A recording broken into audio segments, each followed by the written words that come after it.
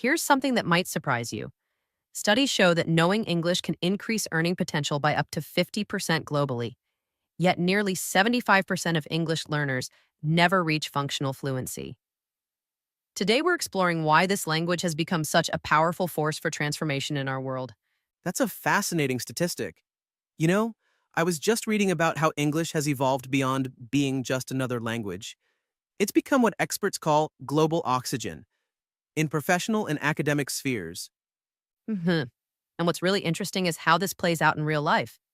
Take this recent case study from the World Economic Forum. They found that professionals who can communicate fluently in English are 3 times more likely to be selected for international projects, regardless of their technical expertise. Well, that raises an important question. How does this language barrier actually affect innovation and knowledge sharing on a global scale? Oh, that's exactly what researchers at MIT were studying last year.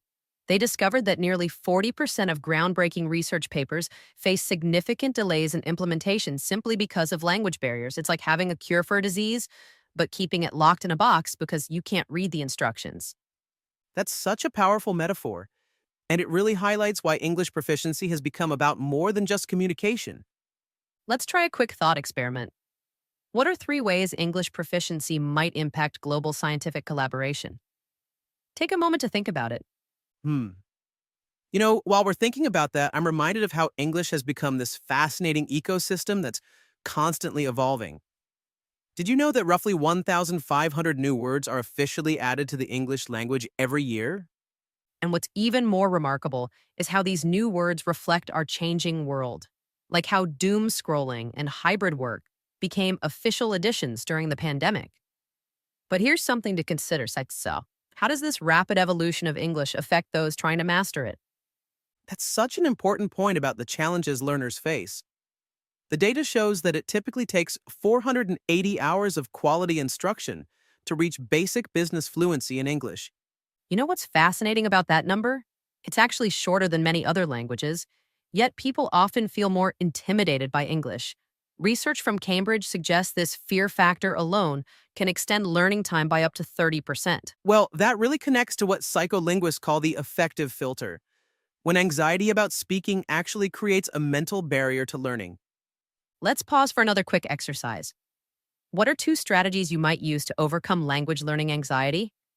Think about it for a moment. While we're considering that, I'm curious about how technology is changing this landscape.